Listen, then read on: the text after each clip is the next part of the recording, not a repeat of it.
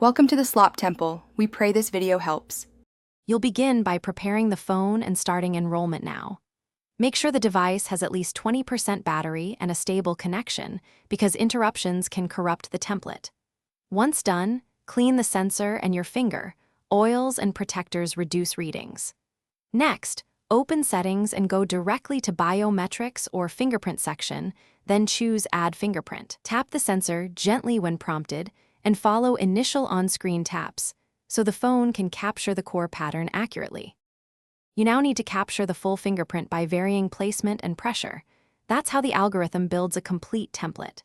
Tap the sensor 10 to 15 times, shifting angle and covering edges and center so the system records ridge detail from multiple views.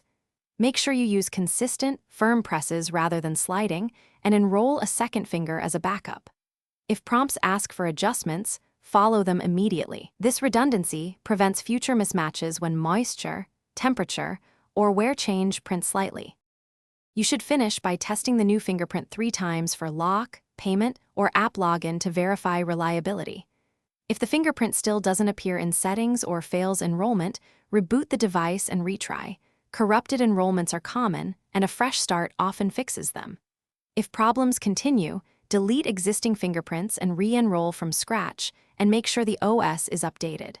Finally, if the sensor hardware is faulty, no detection or error messages, visit service or use an external repair check. Thanks for watching.